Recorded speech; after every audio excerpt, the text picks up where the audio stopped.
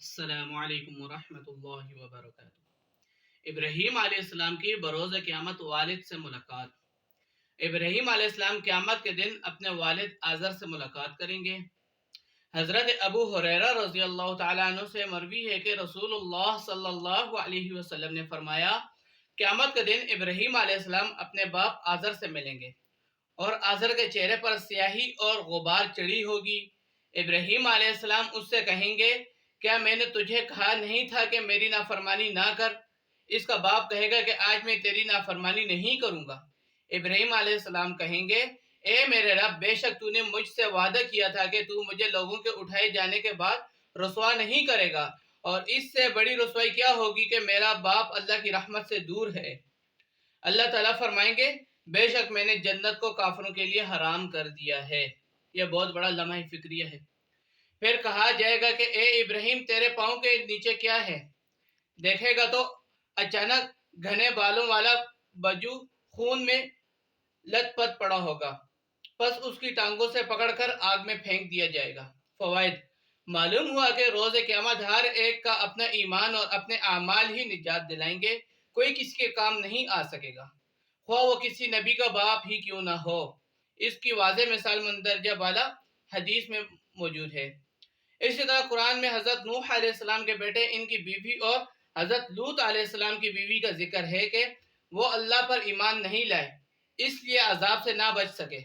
نوح علیہ السلام کے بیٹے کا ذکر سورہ ہود میں ہے، اور ان کی بیوی اور حضرت لوط علیہ السلام کی بیوی کا ذکر سورہ تحریم میں ہے۔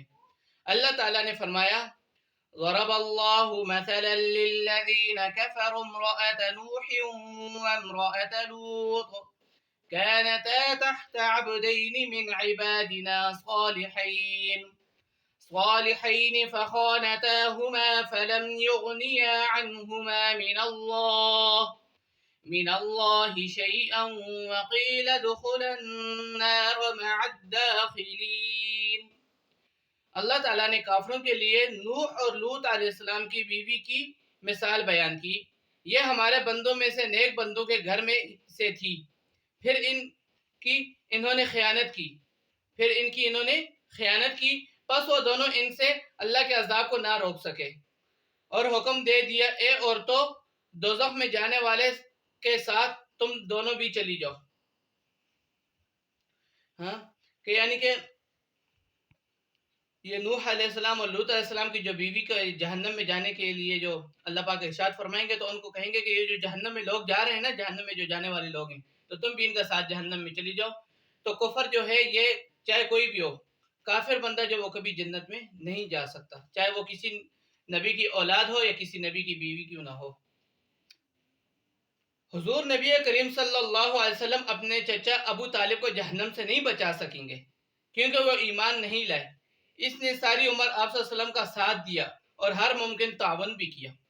آپ صلی اللہ علیہ وسلم نے اپنے خاندان میں یہ اعلان کر دیا تھا کہ میں تمہارے کچھ کام نہیں آؤں گا۔ صحیح بخاری میں ایک حدیث ہے، اس حدیث کا ترجمہ حضرت ابو ہریرہ رضی اللہ تعالیٰ عنہ نے بیان کیا ہے کہ جب آیت اور اپنے خاندان کے قرابت داروں کو ڈرا نازل ہوئی، تو رسول اللہ صلی اللہ علیہ وسلم نے صفا کی پہاڑی پر کھڑے ہو کر آواز دی کہ اے جماعت قریش، یا اسی طرح کا کوئی کلمہ آپ نے فرمایا، اللہ کی اطاعت کے ذریعے اپنی جانوں کو اس کے عذاب سے بچا لو۔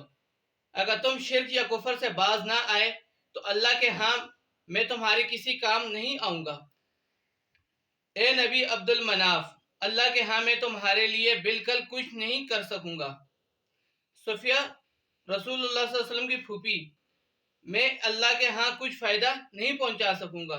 اے فاطمہ، محمد صلی اللہ علیہ وسلم کی بیٹی، میرے مال میں سے جو چاہو مجھ سے لے لو، لیکن اللہ کی بارگاہ میں تمہیں کوئی فائدہ نہیں پہنچا سکوں گا۔ پتہ چلا کہ نبی صلی اللہ علیہ وسلم بھی کسی کے کام نہیں آ سکیں گے اگر وہ کفر و شرک پر ہی ڈٹا رہا۔ لہٰذا ان لوگوں کو دنیا میں سبق حاصل کر لینا چاہیے جو پیروں فقیروں کے پاس جاتے ہیں، کیا وہ روز قیامت انہیں جہنم سے بچا لے گا؟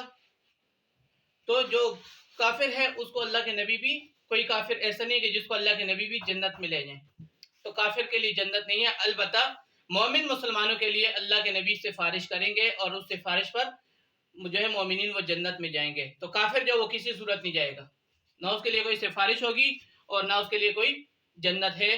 ہاں، یہ کہہ لینا تو بہت آسان ہے کہ ہم جنت میں جائیں گے، لیکن جنت میں جانے کے لیے اللہ تعالیٰ نے جو مشکلات اور آزمائش رکھی ہیں انہیں بخوشی قبول کرنا اور اس پر صبر کرنا بہت مشکل ہے۔ صرف یہ کہنا کہ ہم میٹھا میٹھا اور من پسند اسلام لے کر جنت میں پہنچ جائیں گے محض شیطانی وہمہ ہی ہے۔ اللہ تعالیٰ کا ارشاد ہے، کیا تم یہ گمان کیے بیٹھے ہو کہ جنت میں چلے جاؤ گے، حالانکہ اب تک تم پر وہ حالات نہیں آئے جو تم سے اگلے لوگوں پر آئے تھے۔ انہیں بیماری اور مصیبتیں پہنچی اور وہ یہاں تک جھنجھوڑے گئے کہ رسول اور اس کے ساتھ ایمان والے کہنے لگے اللہ کی مدد کب آئے گی، سن رکھ اللہ کی مدد قریب ہی ہے۔ ایک اور مقام پر اللہ تعالیٰ نے ارشاد فرمایا، کیا تم یہ سمجھے بیٹھے ہو کہ جنت میں چلے جاؤ گے، حالانکہ اب تک اللہ تعالیٰ نے بظاہر نہیں کیا کہ تم میں سے جہاد کرنے والے کون ہیں اور صبر کرنے والے کون ہیں۔ پتہ چلا کہ مشکلات اور آزمائشوں کا راستہ جہاد و قتال کا راستہ ہے، اور بغیر جنگ و قتال کے آزمائش کے جنت میں داخلہ ممکن نہیں، بلکہ جنت میں داخلہ صرف انہی کو نصیب ہوگا جو آزمائشوں پر پورے اتریں گے۔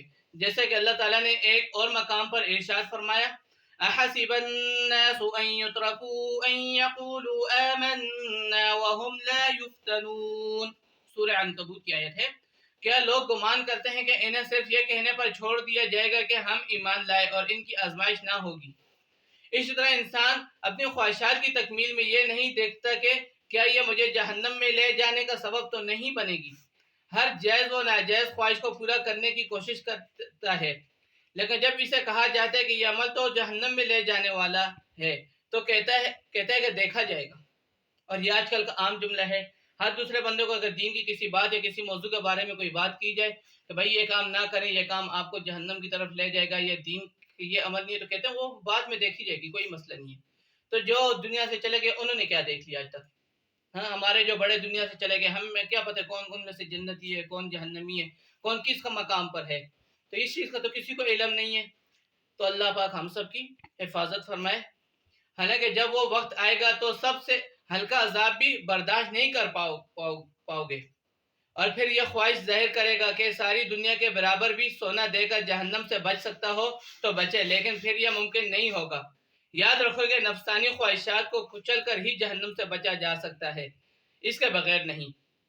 ہاں، کہ جو نفسانی خواہشات ہیں ان کو کچلنا پڑے گا، اس کے بغیر جنت میں جانا مشکل ہے۔ اس لیے ہمیں چاہیے کہ اپنی شہوات و لذات پر جہنم سے بچاؤ کو ترجیح دیں۔ تو جو باتیں سنی ہیں اللہ پاک ان پر ہم سب کو عمل کرنے کی توفیق عطا فرمائے، اور ہم سب کو نیک اعمال کرنے کی اور جنتی اعمال کرنے کی توفیق عطا فرمائے۔ تو ہر بار کی طرح آپ حضرات سے اس بار بھی ایک چھوٹی سی ریکویسٹ کرتے ہیں کہ ابھی تک آپ نے اگر ہمارے چینل سبسکرائب نہیں کیا تو مہربانی فرما کر ہمارے چینل کو سبسکرائب کر لیں، اور ہماری ان ویڈیوز کو اپنے دوستوں کے ساتھ بھی شیئر کریں، کیا پتہ کس کے دل پر کیا بات اثر کر جائے اور ہماری نجات کا ذریعہ بن جائے۔ جزاک اللہ احسن الجزا۔